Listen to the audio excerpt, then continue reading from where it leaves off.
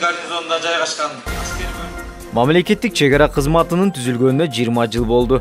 Баткен шаарында мамлекеттик чек-ара кызматынын 20 жылдыгын Баткен облусундагы чек-ара кызматкерлери белгилешүүдө. Облустук музыкалык драма театрында өткөн иш-чарага облустун ар тарабынан чек-ара кызматкерлери чогулуп, аларды жергиликтүү бийлик өкүлдөрү жана мекеме ишканалардын жетекчилери куттукташты. Белгилеп өтсөк, Кыргызстанда мамлекеттик чек-ара кызматы 1999-2000 жылдардагы Баткен окуясынан кийин түзүлүп, Баткендеги чек-арачылар Тажикстан жана Өзбекстан менен болгон мамлекеттик чек-араны кайтарып келүүдө.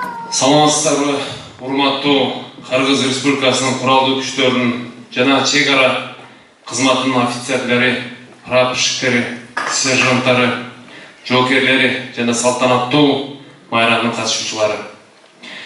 Сиздерди Кыргыз Республикасынын куралдуу күчтөрүнүн түзүлгөндүгүнүн 27 жылдык жана Кыргыз Республикасынын мамлекеттик чек-ара кызматынын түзүлгөндүгүнүн 20 жылдык салтанаттуу мааракеси менен чын жүрөктөн куттуктайм.